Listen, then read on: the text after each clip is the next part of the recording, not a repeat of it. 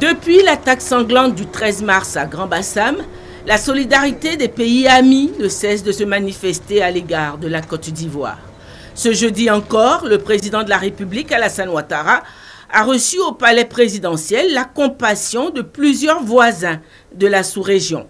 La présidente du Libéria, Ellen Johnson Sirleaf, venue en personne pour apporter le soutien de son pays à la Côte d'Ivoire et à son président. We share your pain. Nous sommes là pour apporter donc le soutien du Libéria. C'est une situation difficile et je suis heureuse de m'être déplacé moi-même ici pour porter le deuil de la Côte d'Ivoire, pour dire que nous sommes à vos côtés et ce combat contre le terrorisme est un combat que nous mènerons ensemble.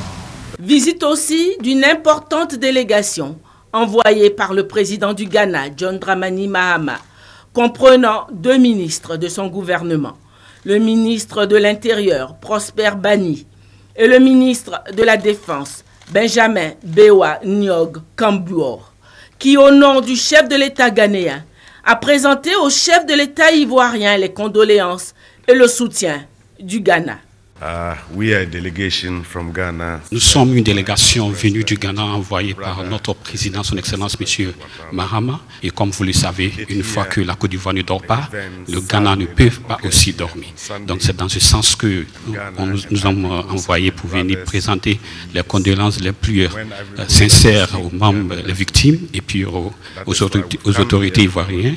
Et que dès ici, nous avons apporté les sincères conseils que le président vient nous donner à son Excellence. Et comme vous le savez, c'est que l'événement qui s'est passé tout récemment nous donne l'occasion de bien collaborer en tant que les membres de la sous-région pour les menaces qui nous faisons face en tant que la sous-région de la CEDEAO. Autre pays voisin et frère, le Burkina Faso, qui a vécu aussi une attaque terroriste le 15 janvier dernier et qui est venu s'associer au deuil qui frappe la Côte d'Ivoire. La délégation envoyée par le président Roch Christian Kaboré comprenait 2 ministres, le ministre d'État, ministre de l'administration territoriale, de la décentralisation et de la sécurité intérieure, Simon Compaoré, et la ministre déléguée chargée des Burkinabés de l'extérieur, Rita Solange Bogoré.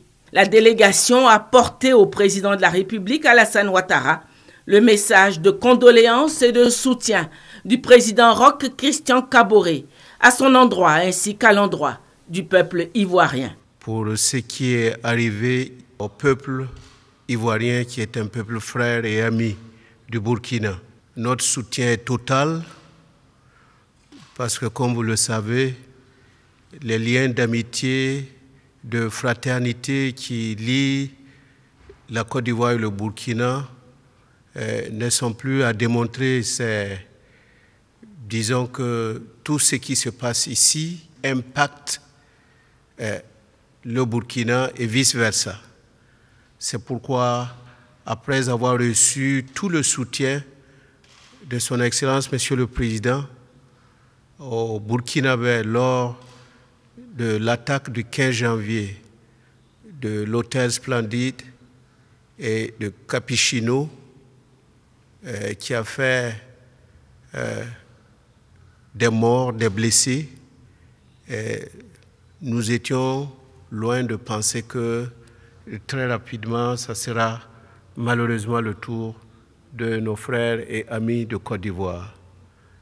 Nous sommes venus donc dire au peuple de Côte d'Ivoire et au président, au gouvernement, qu'ils ont le soutien du peuple du Burkina, du gouvernement du Burkina Faso et du président et l'ensemble des hommes et des femmes épris de paix et de justice.